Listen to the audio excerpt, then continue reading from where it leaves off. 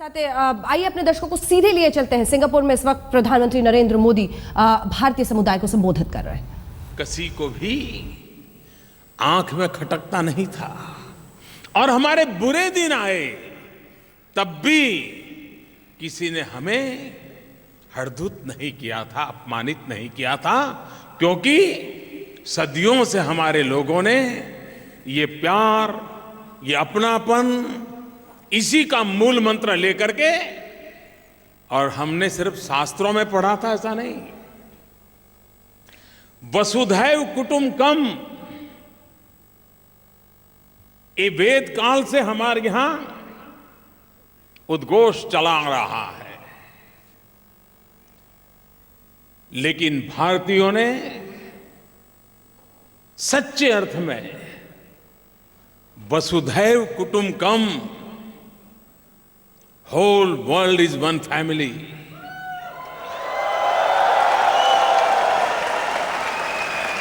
इस मंत्र को जी करके दिखाया है।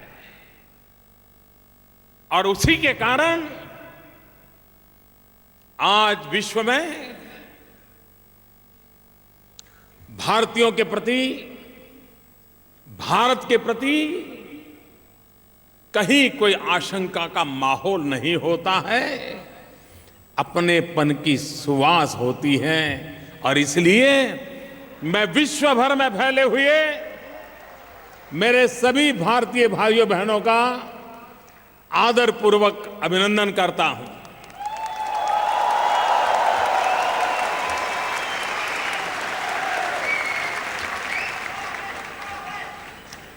मैं गत मार्च महीने में एक दिन के लिए सिंगापुर आया था। जिस महापुरुष ने इस सिंगापुर को बनाया, अपने खून पसीने से बनाया,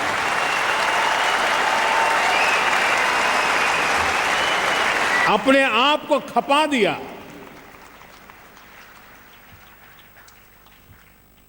एक छोटा सा मछुआरों का गांव आज विश्व के समृद्ध देशों की बराबरी कर रहा हो, ऐसा सिंगापुर बन गया।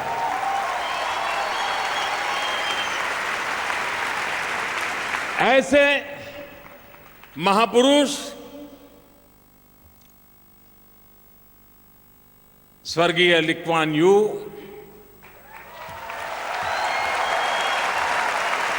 उनकी अंत्येष्टि के लिए, अंतिम दर्शन के लिए मैं आया था।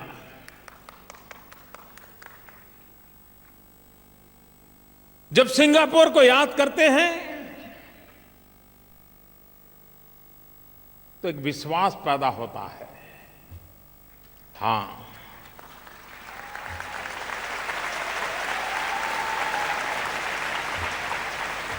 अगर कुछ करने का माजा है तो होके रहता है।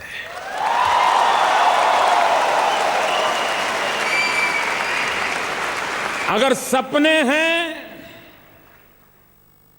और सपनों के लिए समर्पण है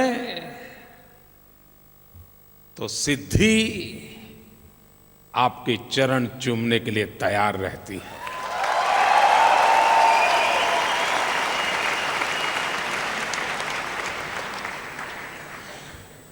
प्रसिद्धि और सिद्धि में बहुत बड़ा फर्क होता है। कुछ भी करने का प्रसिद्धि तो मिल जाती है, लेकिन सिद्धि के लिए तो सिर्फ तपस्या यही एक मार्ग होता है। और जिन्होंने प्रसिद्धि का रास्ता अपनाया है वो कभी कुछ सिद्धि नहीं कर पाए हैं।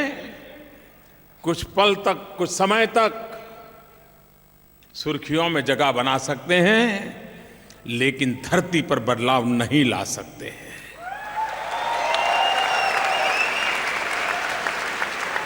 सिंगापुर वो एक उदाहरण है कि 50 साल के कार्यकाल में एक ही जनरेशन की आंखों के सामने एक देश को कहां से कहां पहुंचाया जा सकता है, इसका यह उत्तम उदाहरण।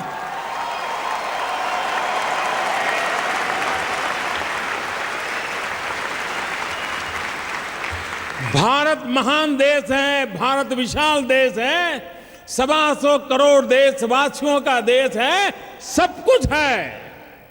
फिर भी सिंगापुर से बहुत कुछ सीखना भी है।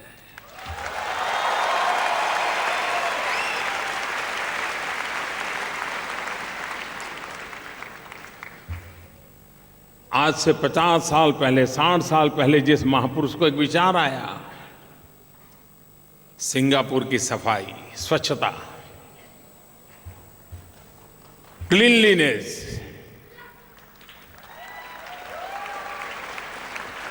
अब क्या हमारा देश ये काम नहीं कर सकता क्या? करना चाहिए कि नहीं करना चाहिए? यहां के नागरिकों की भूमिका है कि नहीं है? और मुझे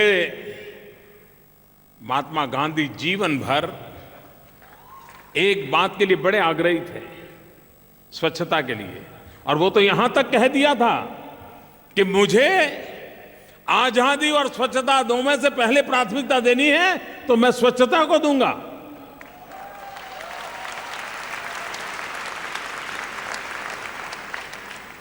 आज भारत में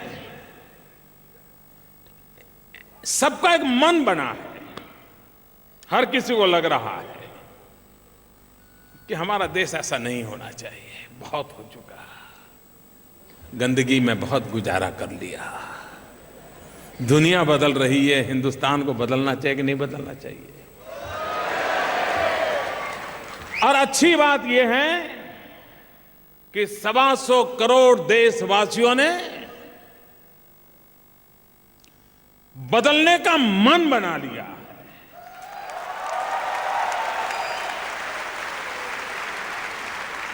कोई देश न सरकारों से बनते हैं न सरकारों से बढ़ते हैं, देश बनते हैं जन जन की इच्छा शक्ति से, जन जन की संकल्प शक्ति से, जन जन के पुरुषार्थ से, जन जन की त्याग और तपस्या से। पीढ़ियां खप जाती हैं तब एक राष्ट्र का निर्माण होता है। आज भारत में वो मिजाज पैदा हुआ है, हर भारतीय को लगने लगा है हम देश को आगे बढ़ाएंगे, देश को आगे ले जाएंगे। हम उस युग में जी रहे हैं कि जिस युग में अगर कुछ मिला है तो छोड़ने का मन कभी नहीं करता है।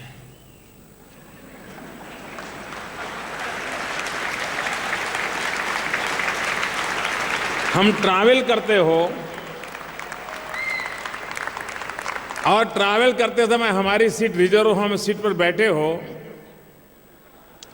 बगल की सीट खाली हो, हमने अपने बैग वहां रख दी हो, अखबार रख दिए हो, कोई सामान रख दिया हो, वो सीट अपनी नहीं है, लेकिन किसी और को आने में देर हुई है, हमने सब रखा है, और जब वो आ जाए तो ऐसा मन खट्टा हो जाता है किसी और का है,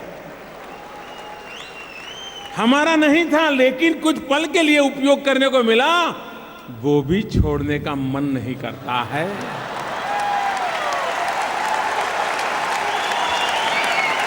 ये मूलभूत प्रवृत्ति है। लेकिन मैंने मेरे देशवासियों का जो मिजाज देखा है, भारत के लोगों ने क्या मन बनाया है। मैंने एक बार एक छोटी सी बात कही देशवासियों के सामने। मैंने कहा कि आप जो घर में गैस का चूल्हा जलाते हैं, वो जो गैस का सिलेंडर आता है उसमें करीब 500 रुपया सरकार सब्सिडी के रूप में देती है। आप ऐसे परिवार के हो कि जिसमें 500 रुपया तो चाय पान में खर्च कर देते हो, आप ये सब्सिडी क्यों लेते हो? क्या आप ये सब्सिडी छोड़ नहीं सकते क्या? इतना सा मैंने कहा था, और आज मैं गर्व के साथ कहता हूं, मेरे देश के 40 लाख लोग परिवारों ने गैस सब्सिडी छोड़ दी।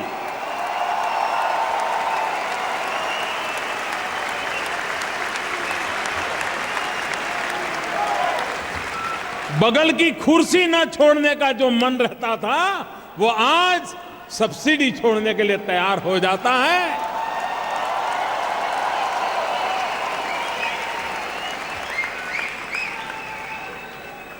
और वो भी महात्मा गांधी कुछ कहें, लाल बहादुर शास्त्री कुछ कहें और देश कर लें, ये तो हमारे गले उतरता है। लेकिन मुझ जैसा एक सामान्य मानवी, एक चाय बेचने वाला,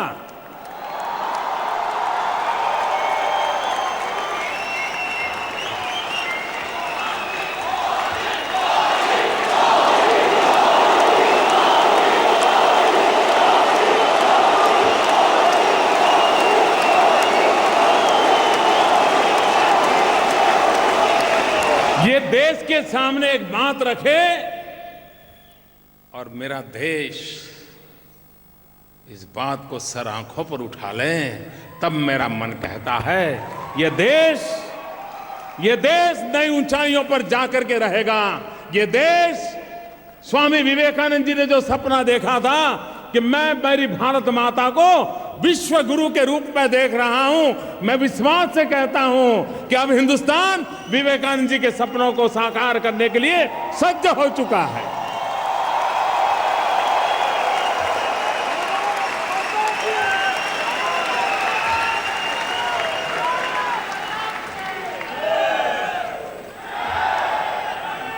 जितनी विविधताएं, जितनी विशेषताएं, जितने किंतु परंतु हिंदुस्तान में है, उतने ही सिंगापुर में है। उसके बावजूद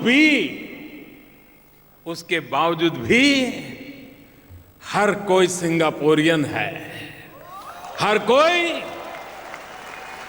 हर कोई सिंगापुर बनाने में लगा हुआ है। हर कोई कंधे से कंधा मिलाकर के काम कर रहा है। हम भी इस बात में सिंगापुर से बहुत कुछ सीखना चाहते हैं।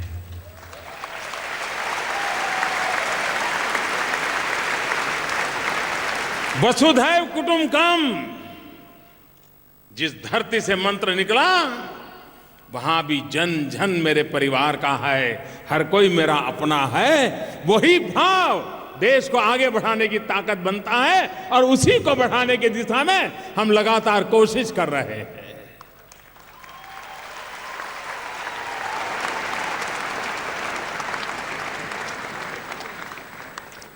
सारी दुनिया को किस प्रकार से हिंदुस्तान की तरफ, मैं पिछले दिनों विश्व के बहुत सारे नेताओं से मिल रहा हूं। मैं जब चुनाव के मैदान में था तो मुझे पत्रकारों ने पूछा था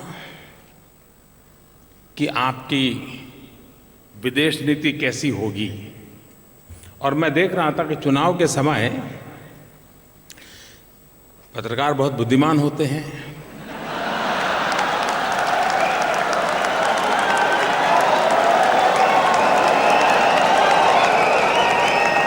और बड़े चतुर भी होते हैं।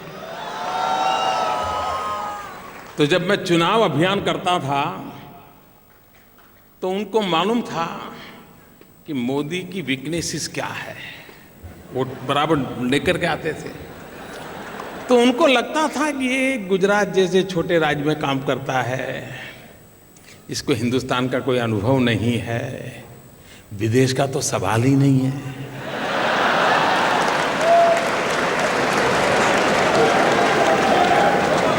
तो मुझे वो हर दूसरे तीसरा सवाल घुमा फिरा करके विदेश नीति पर ले आते थे।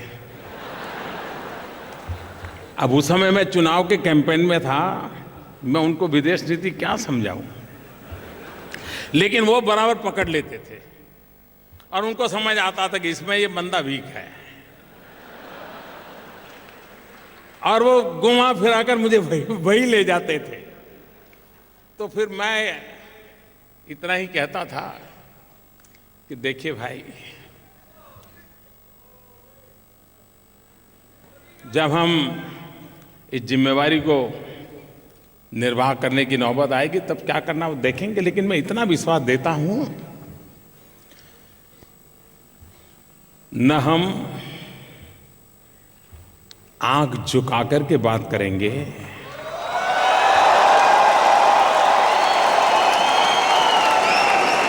और न ही हम आंख दिखा करके बात करेंगे। हम दुनिया से आंख मिलाकर बात करेंगे।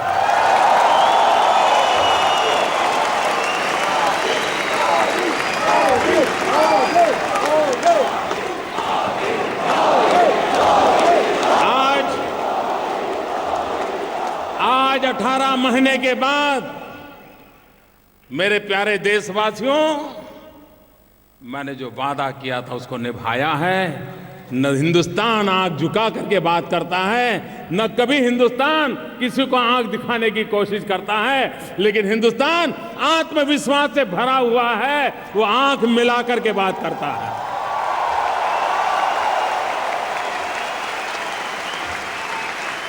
बराबरी से बात करता है, और उसका एक परिणाम भी है। आज पूरा विश्व भारत के साथ बराबरी का व्यवहार कर रहा है। सारे विश्व को 125 करोड़ देशवासियों वाला देश क्या होता है, उसकी ताकत क्या होती है, अब विश्व भली भांति पहचानने भी लगा है, अनुभव भी करने लगा है।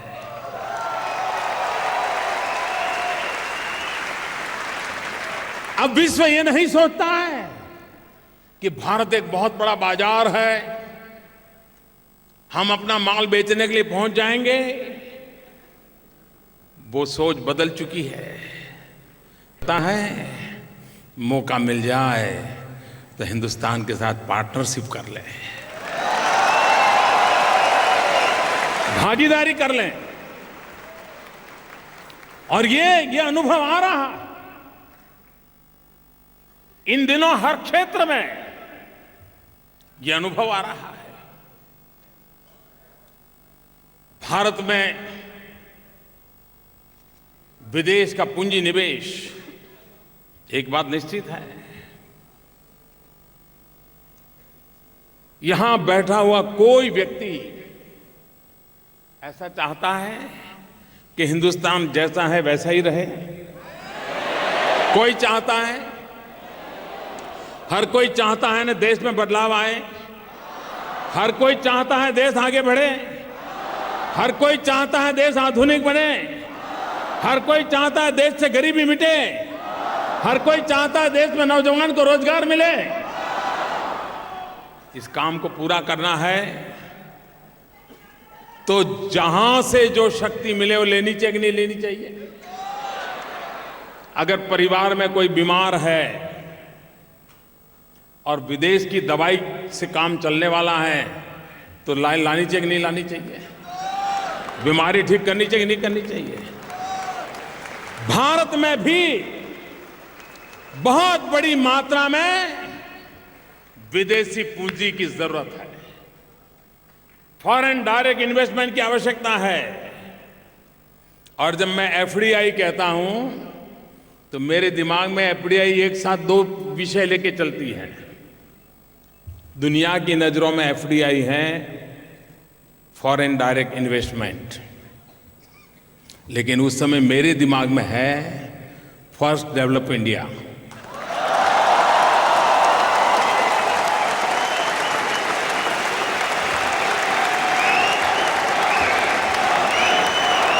और इसलिए FDI to FDI, foreign direct investment to first develop India. अब मुझे बताइए, आप कितने ही सालों से पड़ोसी के बराबर बराबर रहते हो और कभी अचानक 5-10 हज़ार रुपये की जरूरत पड़ गई और गए तो दे देगा क्या? वो कहेगा हाँ हाँ बिल्कुल, मैं तो मदद जरूर करूंगा, आपको ऐसा करो, आपके भाई साहब बाहर गए हैं, वो मंडे को आएंगे, फिर मैं कुछ करूंगा। ऐसा ही करते हैं ना। 10,000 रुपया भी बगल में कोई देने को तैयार नहीं होता है। आज फॉरेन डायरेक्ट इन्वेस्टमेंट में मैं जब सत्ता पर आया उसके पहले जो स्थिति थी उसकी तुलना में 40% ग्रोथ हुआ है। 40% ग्रोथ।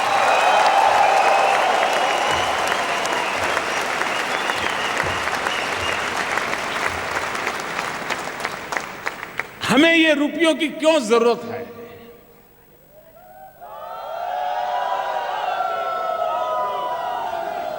कागज पर दिखाने के लिए नहीं, हमें बदलाव लाना है। आप हमारे देश की रेलवे, मुझे बताइए, रेलवे का इतना बड़ा नेटवर्क, इतना बढ़िया नेटवर्क, दुनिया के कई देश जिसकी जनसंख्या है उससे ज्यादा लोग हमारे यहां एक समय रेल के डिब्बे में होते हैं।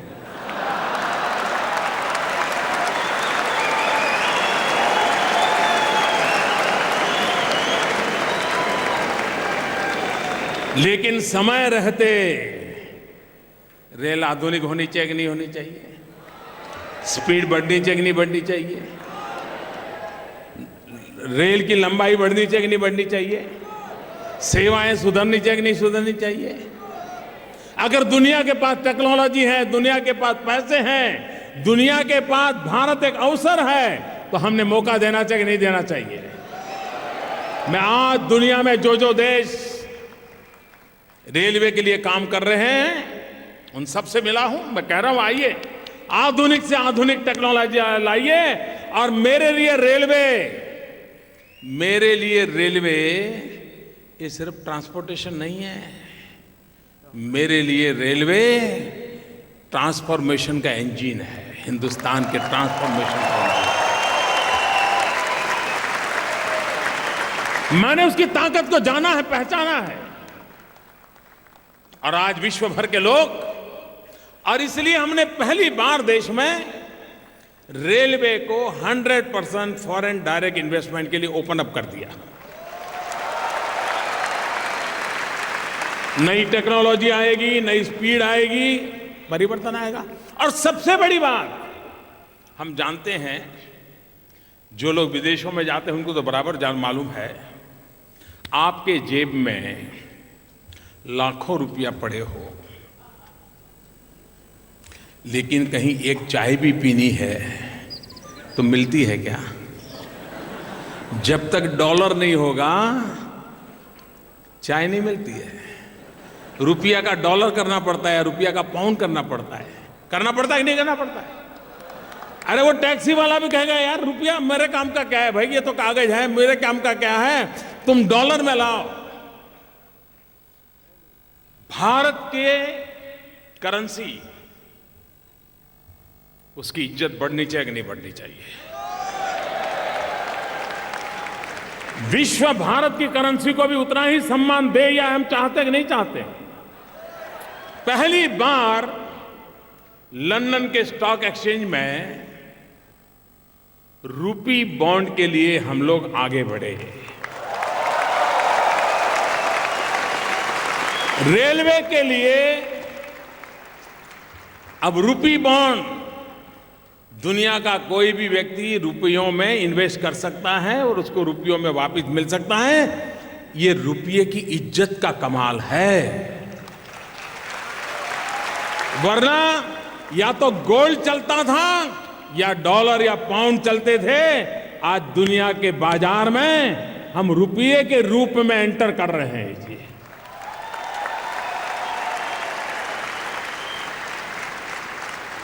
इसका कारण यह है कि पूरे विश्व में एक विश्वास पैदा हुआ है। ये जो रूपी बॉन्ड हमने लागू किया, अभी मैं जब यूके गया था, अभी तक बहुत लोगों को पल्ले ही नहीं पड़ा है कि करके क्या आया मोदी।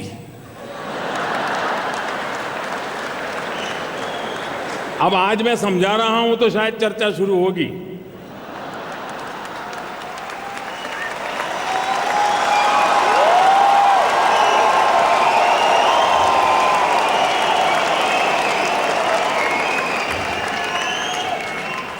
रूपी बॉन्ड अपने आप में भारत की आर्थिक संपन्नता का एक महत्वपूर्ण मिसाल है और हिंदुस्तान के हर नागरिक ने इसको गौरव के रूप में देखना चाहिए और इसको उजागर करना चाहिए। तभी तो भारत की ताकत बढ़ती है।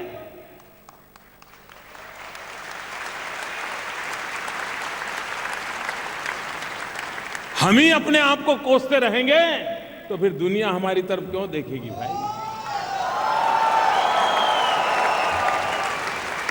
और इसलिए आत्मविश्वास के साथ एक समाज के रूप में विश्व के सामने हमारी एक पहचान बने, ताकत खड़ी हो,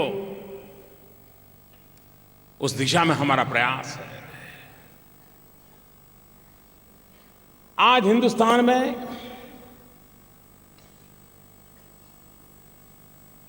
रक्षा के क्षेत्र में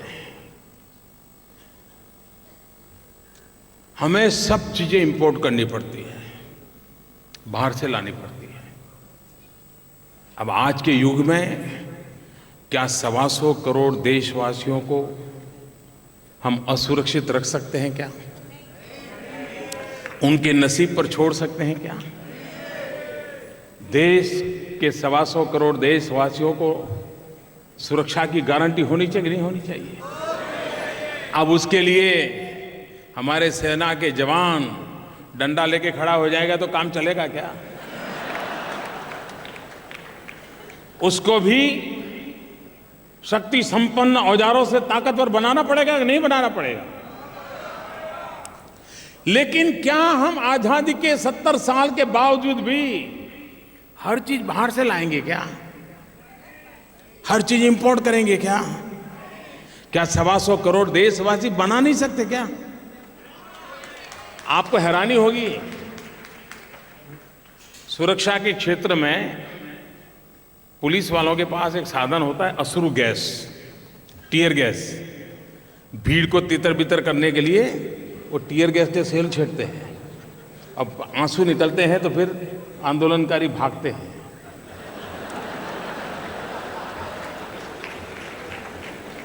हम रोने के लिए भी बाहर से लाते हैं।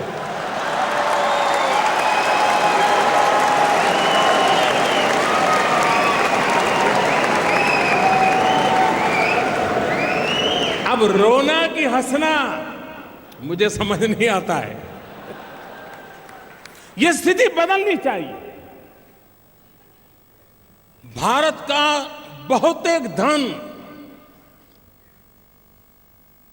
डिफेंस के लिए जो हम चीजें इंपोर्ट करते हैं उसमें खर्च हो जाता है।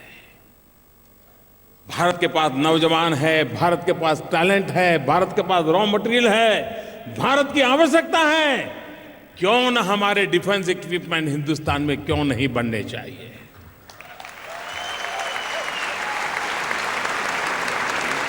और इसलिए मैंने बीड़ा उठाया है कि भारत में रक्षा क्षेत्र में भारत अपने कदमों पर खड़ा हो। और इसके लिए हमने फॉरेन डायरेक्ट इन्वेस्टमेंट को पहली बार 49% ओपन अप कर दिया है। और हमने ये भी कहा है कि अगर उत्तम कक्षा की टेक्नोलॉजी अगर उसमें इन्वॉल्व है तो हम उसको 100% फॉरेन डायरेक्ट इन्वेस्टमेंट के लिए ओपन अप कर देंगे। लोग आएंगे, भारत में पूंजी लगाएंगे और भारत के नौजवान शस्त्रास्त्र बनाएंगे, वो हमारी भी रक्षा करेंगे और कहीं भेजना है तो भेज भी पाएंगे।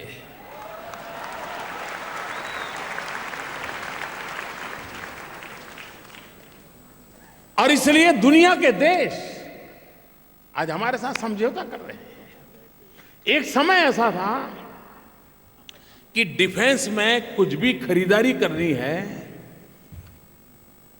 तो हर बार करप्शन के आरोप लग जाते थे। इसलिए या तो निर्णय नहीं होता था या निर्णय होता था तो कहीं कहीं से कोई बू आती थी। 18 महीने हो गए, हमने एक के बाद एक निर्णय किए, ट्रांसपेरेंसी के साथ निर्णय किए और अब तक कोई हमारे पर उंगली नहीं उठा पा रहा है। देश की रक्षा के लिए आवश्यक है।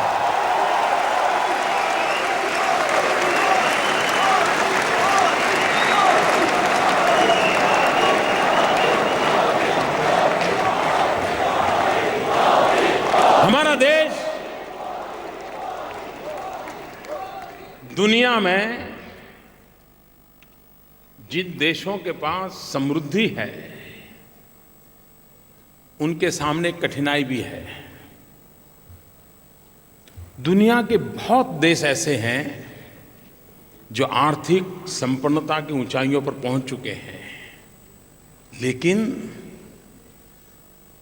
उस देशों में बुढ़ापा घर कर गया है, जवानी नहीं बची है।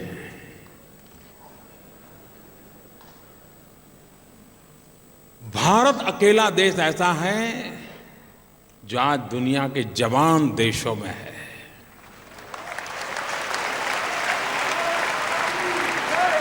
भारत की 65% जनसंख्या, 800 मिलियन लोग 35 साल से कम उम्र के हैं। जिस देश की जवानी से लबालब भरा हुआ हो उसके सपने भी जवान होते हैं, संकल्प भी जवान होते हैं, इरादे भी जवान होते हैं और पुरुषार्थ भी जवान होता है।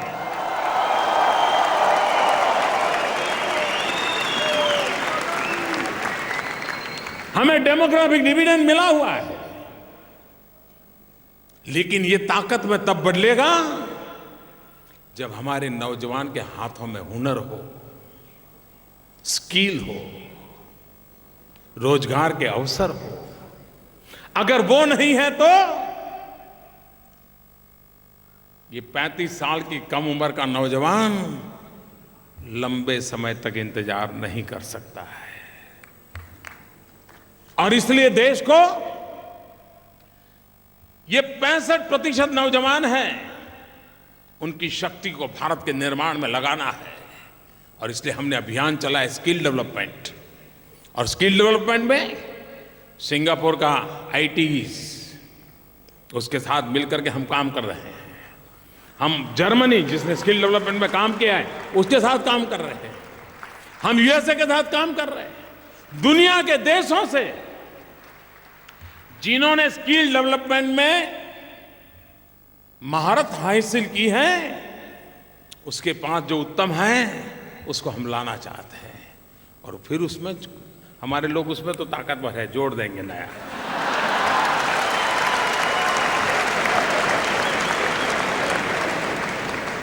हम बहुत तेजी से आगे निकल सकते हैं और इसलिए विश्व के साथ जब संबंध जोड़ते हैं तो ये ताकत हमारे काम आती है।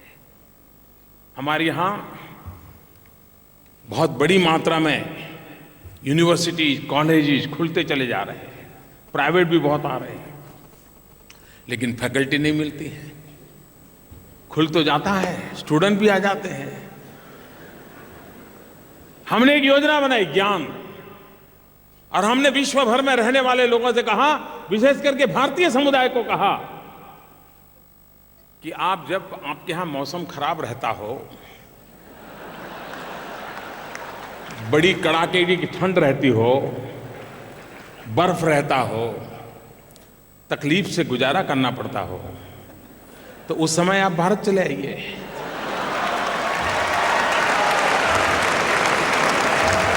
6 महीने हमारे यहां रहिए, बच्चों को पढ़ाइए, 6 महीने उधर चले जाइए, जब हमारे यहां गर्मी शुरू हो तो वहां चले जाना।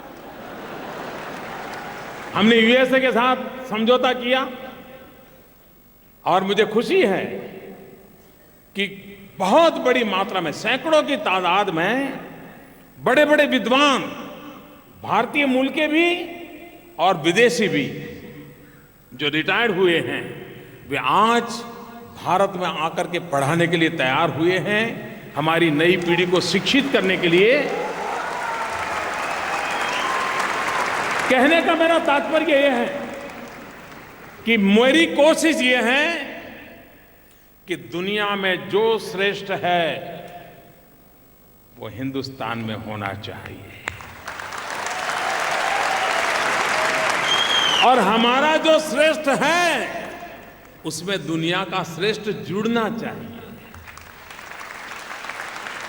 और इसलिए हमारी कोशिश ये है कि हमारा देश, हमारे नौजवान उसकी शक्ति को जोड़ करके हम आगे बढ़ना चाहते हैं। अब आप में से यहां बहुत लोग होंगे जिनको शायद अपने गांव में बिजली का संकट रहता होगा। जिस गांव से आप आए होंगे 24 घंटे बिजली तो नसीब ही नहीं होती होगी। वो दिन याद है ना कि सब भूल गए?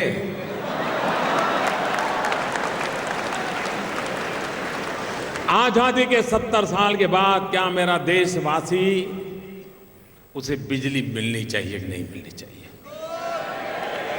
24 घंटे बिजली मिलनी चाहिए कि नहीं मिलनी चाहिए? उसको मोबाइल फोन तो मिल जाता है, लेकिन चार्जिंग के लिए दूसरे गांव जाना पड़ता है।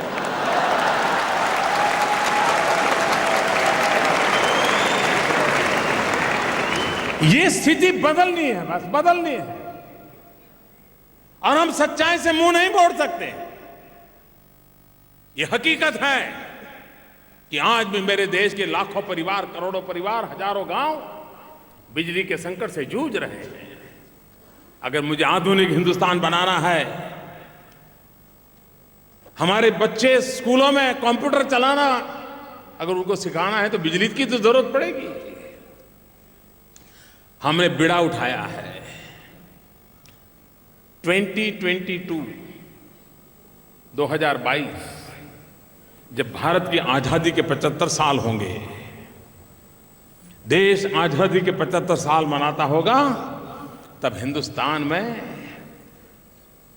हर परिवार को 24 घंटे बिजली 365 दिन मिलनी चाहिए।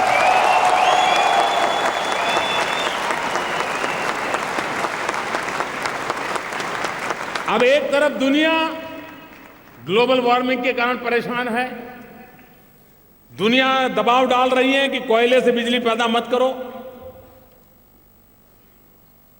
हम भी चाहते हैं कि दुनिया के सुख में हम भी जुड़े, क्योंकि हम तो वो लोग हैं जिन्होंने सदियों से पर्यावरण की रक्षा की है। हम ही तो लोग हैं जिन्होंने पौधे में परमात्मा देखा था। हम ही तो लोग हैं जो जीव में शिव के दर्शन करते हैं। इस महान परंपरा से निकले हुए हम लोग हैं, और इसलिए हमारे लिए तो पर्यावरण ये हमारे सांसों की तरह हमारे साथ जुड़ा हुआ है, और इसलिए हम मानव जात का नुकसान हो सके कभी सोच नहीं सकते। और महात्मा गांधी से बढ़कर के पर्यावरण का कोई एम्बेसडर नहीं हो सकता है, एनवायरमेंट का कोई एम्बेसडर नहीं हो सकता है। शायद दुनिया में अपने जीवन काल में कम से कम कार्बन फुटप्रिंट वाला कोई इंसान होगा, मैं कहता हूं शायद महात्मा गांधी अकेले होंगे।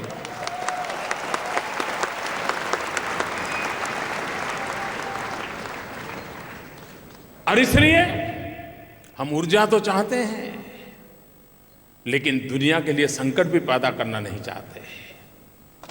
भारत ने सपना देखा है 2030 तक 40% बिजली वे नॉन फोसिल माध्यम से होगी, कोयले के माध्यम से नहीं होगी।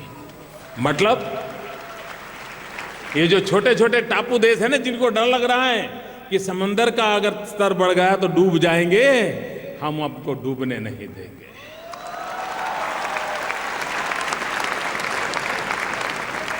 हमसे जो हो सकता है वो हिंदुस्तान करेगा, क्योंकि हम वसुधैव कुटुंबकम वाले हैं। और इसलिए न्यूक्लियर एनर्जी चाहिए, रिन्यूएबल एनर्जी चाहिए, हाइड्रो चाहिए, सोलार चाहिए, विंड चाहिए, बायोमास में से निकलना चाहिए। अब ये चीजें हैं जो खर्चीली हैं। हम अगर न्यूक्लियर एनर्जी में जाना चाहते हैं, हमें यूरेनियम चाहिए। यूरेनियम इसलिए नहीं मिलता है कि आपको जरूरत है या आपके पास पैसे हैं। यूरेनियम आजकल तब मिलता है जब आप पर विश्व का भरोसा हो कि आप इसका शांति के लिए ही उपयोग करेंगे और किसी पाप को आप हाथ नहीं करोगे, तब जाकर के दुनिया यूरेनियम देती है। भारत ने यह विश्वास पैदा किया है। हमारी आवश्यकता के अनुसार दुनिया के नए नए देश अब हमें यूरेनियम देने के लिए तैयार हो गए हैं। पिछले 18 महीने में कजाकिस्तान कहो, कनाडा कहो, ऑस्ट्रेलिया कहो, इन्होंने भारत को सिविल न्यूक्लियर एनर्जी के लिए हमारे साथ करार की और कुछ लोगों ने तो डिलीवरी देना शुरू कर दिया।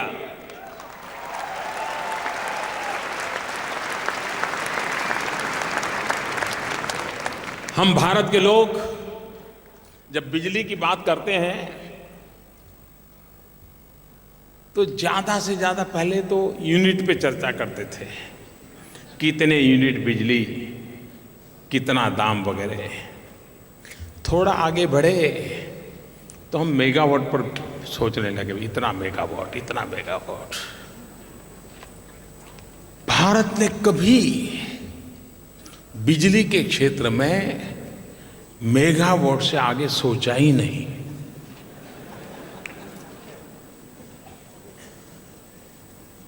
हमने पहली बार फैसला किया है 175 गीगावाट।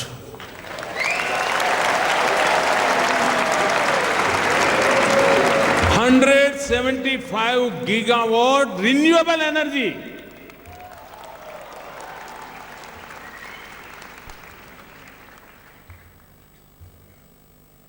बड़ी सामान्य बुद्धि का विषय होता है। हम लोग स्कूल में जब एग्जाम देते थे तो टीचर क्या सिखाते थे?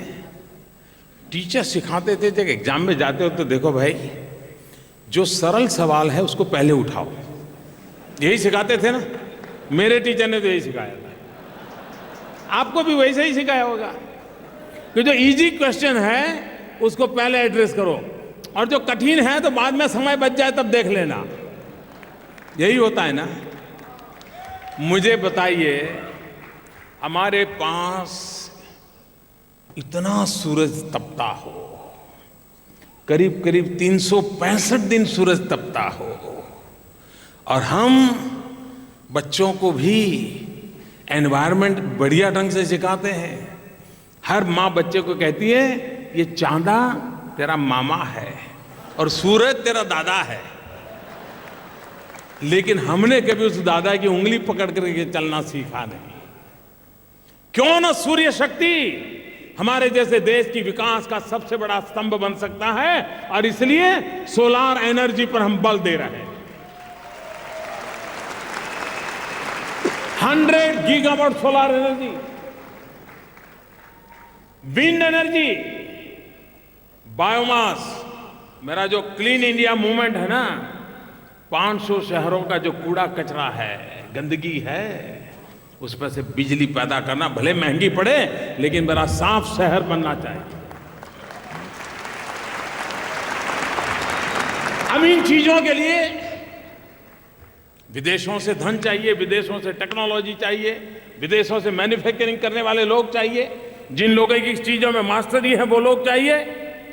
और मैं बड़े आनंद से कह सकता हूं कि आज दुनिया को भारत के 175 गीगावाट रिन्यूएबल एनर्जी में इतना आकर्षण पैदा हुआ है, विश्व के राजनेताओं को ताज्जुब हो रहा है, और विश्व के पूंजी निवेशकों को एक नया अवसर नजर आ रहा है कि वो भारत में आकर के बिजली के उत्पादन के अंदर हमारे साथ जुड़ने के लिए तैयार हो रहे हैं।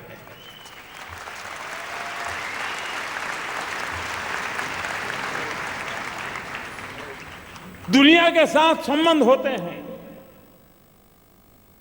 वो संबंध गुड़ी गुड़ी बातों से नहीं होते हैं। विश्व या तो आपका लोहा मानता है या विश्व अपनेपन की भाषा समझता है। आज मैं संतोष के साथ कहता हूं कि विश्व के साथ भारत ने ऐसे संबंधों को बनाने का रूप लिया है। आप मुझे बताइए, पश्चिम एशिया के देशों में जो तूफान चल रहा है, निर्दोषों को मौत के घाट उतारा जा रहा है, आतंकवाद अपनी चरम सीमा पर है, उन देशों में 70 लाख हिंदुस्तानी रहते हैं। 70 लाख, 7 मिलियन। आप मुझे बताइए, आप सिंगापुर में रहते हैं इसलिए बहुत जल्द बात को समझोगे, क्या उनको उनके नसीब पे छोड़ देना चाहिए? क्या उन पर संकट आएगा तो किसकी तरफ देखेंगे? किसकी तरफ देखेंगे? वे मुसीबत में होंगे तो किसकी तरफ देखेंगे? और तब भारत ये कहे कि बेटे तुम तो चले गए थे, अब क्या याद कर रहे हो? चलेगा क्या? अगर कहीं से आवाज उठती है, कहीं से एक भी सिसकी सुनाई देती है, तो दूसरी ही पल उसको यही आवाज सुनाई देनी चाहिए कि चिंता मत करो, भारत है ना।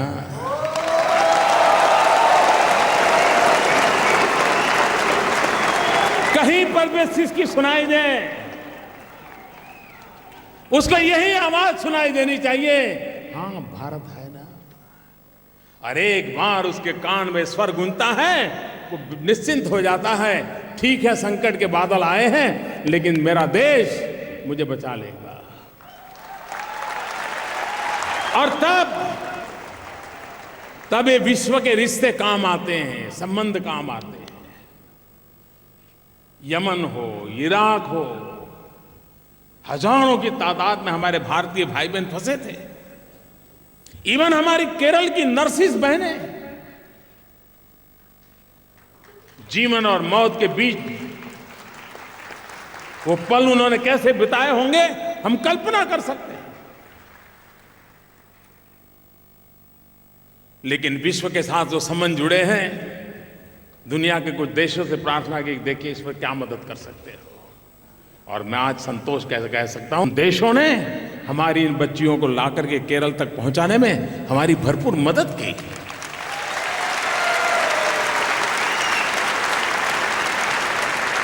यमन में हमारे हजारों लोग फंसे थे, हम 3 महीने से उनको कह रहे थे कि भाई निकलो निकलो निकलो, लेकिन कोई निकलने को तैयार नहीं था। ये बाहर जो रहते नहीं, इतनी बात ध्यान रखे भाई, इतना हम समझाए वो नहीं वो तो साथ देखा जाएगा, क्योंकि इतने प्यार से रहते थे, इतनी निकटता थी कि उनको कभी शक ही नहीं था कि कोई मुसीबत आ सकती है। लेकिन चारों तरफ बम्बार्डिंग शुरू हुआ।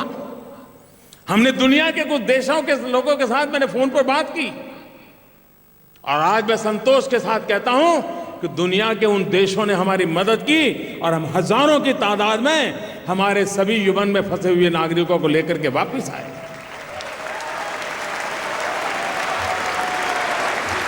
इराक हो, लीबिया हो, यमन हो, विश्व के साथ संबंध आज के युग में हर पल हर समय आवश्यकता होती है। अरे कभी कभार नेपाल में हमारे यात्री चले जाएं और एक बस गड्ढे में पड़ जाए, अगर नेपाल सरकार के साथ नाते नहीं होगा तो उन बेचारों का कौन देखेगा। विश्व के साथ संबंध बनाने का प्रयास और फॉर्मेलिटी से नहीं चलता है। आज युग बदल चुका है, जीवंत नाता होना अनिवार्य होता है, और तब जाकर के हमारे देशवासियों की जिंदगी जब दांव पर लगी हो तब वो संबंध काम आ जाते हैं और उनकी जिंदगी बच जाती है।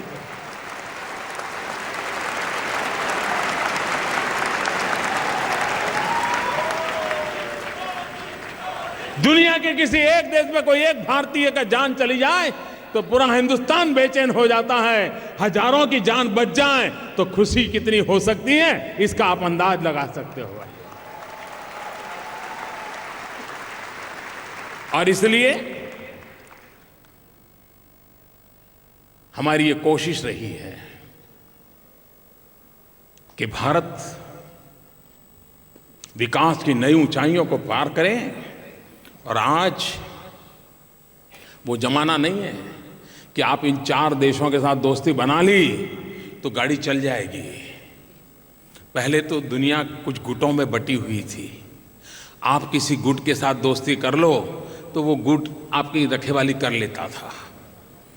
आज वो युग नहीं है। आज पूरा विश्व इंटरडिपेंडेंट हो गया है।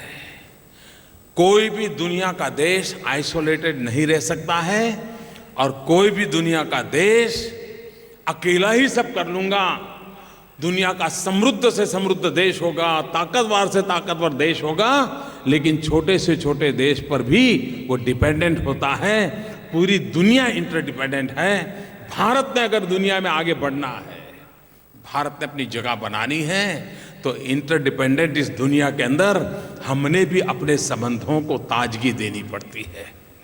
देश छोटा, कितना ही छोटा क्यों ना हो, लेकिन यूएन में उसकी ताकत होती है। आप कल्पना कर सकते हैं, मैं हिंदुस्तान के वासियों को कहूं कि गैस की सब्सिडी छोड़ दो, 40 लाख लोग गैस सबकी छोड़ दे। और भारत का वक्त कैसा बदला है।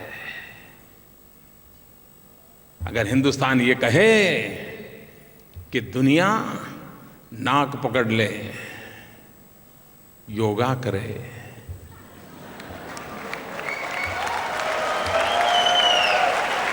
हमने किसी को कान पकड़ने के लिए नहीं कहा है। 21 जून को पूरा विश्व अंतर्राष्ट्रीय योगा दिवस बनाए। कौन भारतीय होगा जिसको इस बात का गर्व नहीं हुआ होगा? भाइयों बहनों,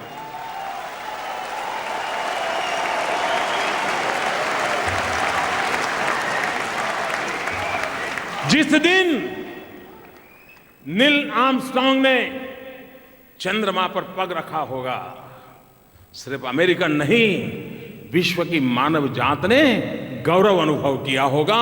आज जब 21 जून को पूरा विश्व होलिस्टिक हेल्थ केयर को लेकर के योगा दिवस बनाने के लिए आगे आ जाए, कोई बंधन नहीं, कोई रंग नहीं, कोई रूप नहीं, कोई परंपरा नहीं, कोई संप्रदाय नहीं, कोई बाधाएं नहीं, एक मन से योगा के लिए विश्व तैयार हो जाए।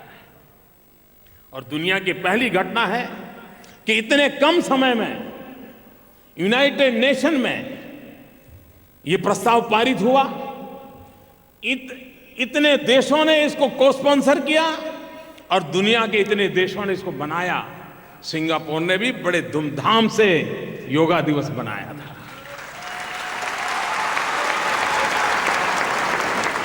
अब ये मोदी को योगा लाया है क्या? ये तो था ही था, लेकिन हमें हमारे में भरोसा नहीं था, इसलिए हम संकोच करते थे। यार किसी को कहेंगे और पता नहीं वो नाक चढ़ा देगा और पता नहीं इनकार कर देगा। तो अगर हमारा अपने आप में विश्वास हो तो दुनिया हमारे साथ चलने के लिए तैयार होती है। दुनिया भी शांति की तलाश में है, दुनिया भी संतोष की तलाश में है। कोई तो आए जो उंगली पकड़ करके चलाएं, दुनिया चलने के लिए तैयार है। और भारत आज तैयार हुआ है, विश्व के साथ कंधे से कंधा मिला करके तैयार हुआ है, चल सकता है भारत।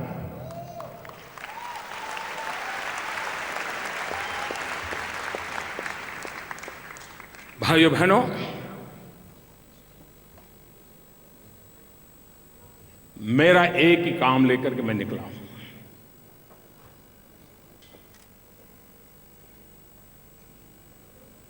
और उस काम को पूरा करने के लिए मुझे आपके आशीर्वाद चाहिए। 125 करोड़ देशवासियों के आशीर्वाद के साथ साथ विश्व में फैले हुए मेरे भारत के प्यारे भाइयों बहनों, आपके आशीर्वाद चाहिए। और वो काम है एक ही काम करना है मुझे, विकास, विकास, विकास।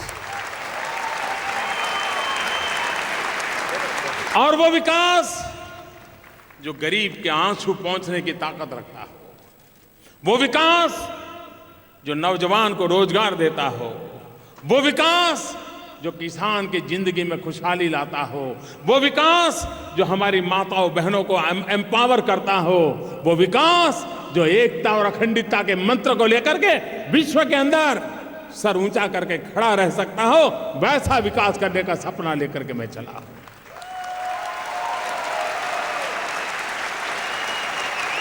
भारत आगे बढ़े इतना काफी नहीं है, भारत आधुनिक बने ये भी उतना ही आवश्यक है।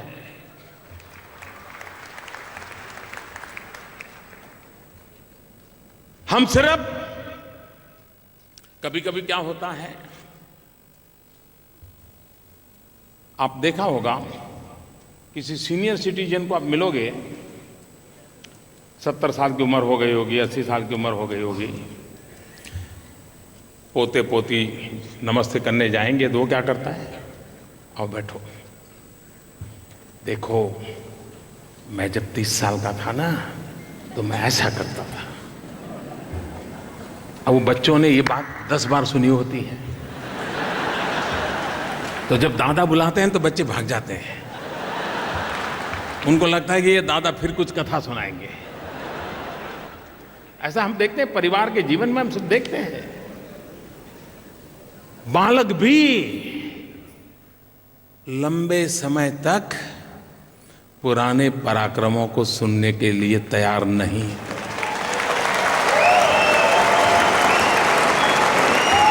मैं देशवासियों को ये कहने की हिम्मत करता हूं, आज हमारे पूर्वजों ने जो पराक्रम किए हैं वो हमारी प्रेरणा के कारण बन सकते हैं, लेकिन हमारे पूर्वजों के पराक्रम पर गीत गाते गाते हम गुजारा नहीं कर सकते हैं। हमने अपने युग में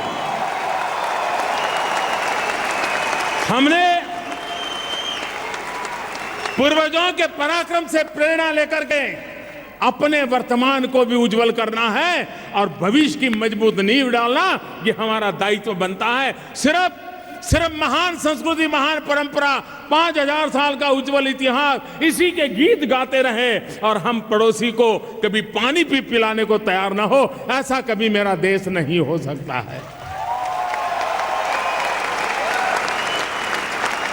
और इसलिए पूर्वजों के पराक्रम, महान संस्कृति, महान परंपरा, उसकी जो उत्तम चीजें हैं उसको हमें प्रेरणा लेनी है, लेकिन अपने पसीने से वर्तमान को घड़ना है, अपनी इच्छा शक्ति से भविष्य की मजबूत नींव डालनी है, ताकि आने वाली पीढ़ी ये न कहे कि आपके पूर्वजों ने तो बहुत करके गए, तुम बताओ बेटे तुमने क्या किया। ये सवाल का जवाब देने का हमारे में हौसला होना चाहिए। ऐसा हिंदुस्तान बनाना चाहिए। अपने सामर्थ्य से, अपने पराक्रम से, अपने पुरुषार्थ से, अपने त्याग से, अपनी तपस्या से हमने हमारे देश को बनाना चाहिए, हमने हमारे देश को आगे बढ़ाना चाहिए और हमारे जो मूल्य हैं, सांस्कृतिक विरासतें हैं, उसको विश्व को परिचित कराना चाहिए। ये जब तक हम संतुलन नहीं करते, दुनिया हमें स्वीकार नहीं करेगी।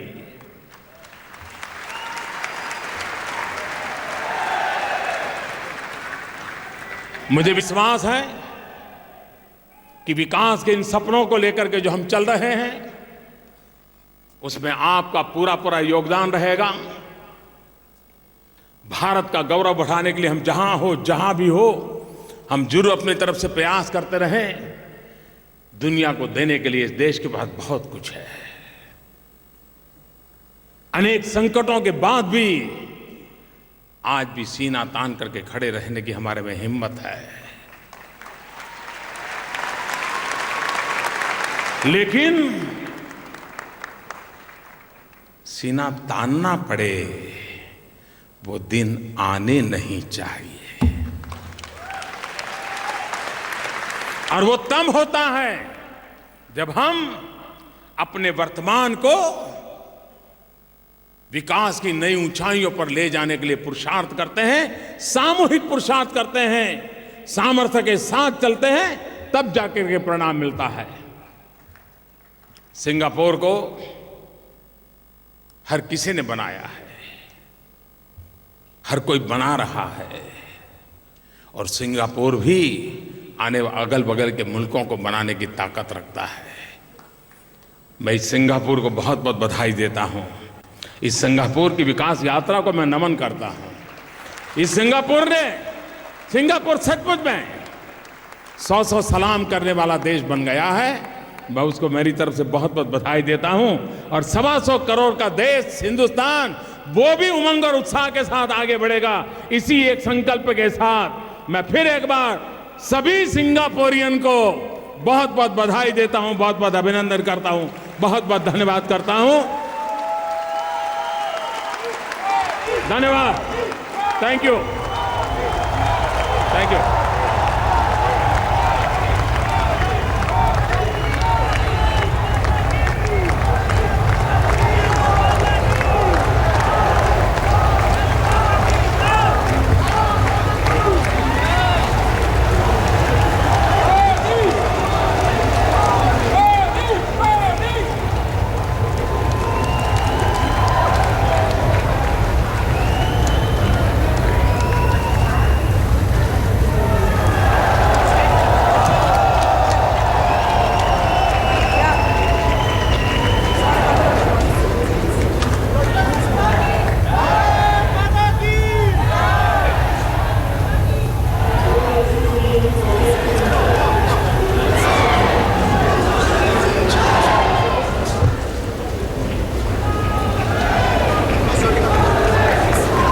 सिंगापुर में प्रधानमंत्री नरेंद्र मोदी, उन्होंने एफडीआई की एक नई परिभाषा दी, फर्स्ट डेवलप इंडिया, और कहा कि जब मैं सत्ता में आया तब से अब तक एफडीआई में 40% की बढ़ोतरी हुई है और हमें आधुनिक होना चाहिए।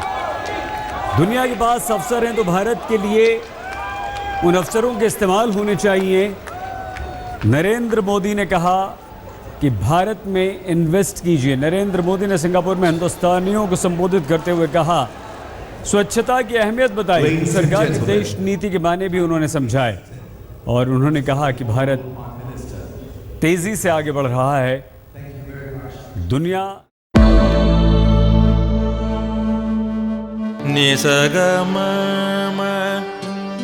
मनि पमग नि पमग सनि पमनि सपस। जहाँ तक याद आती रहेगी।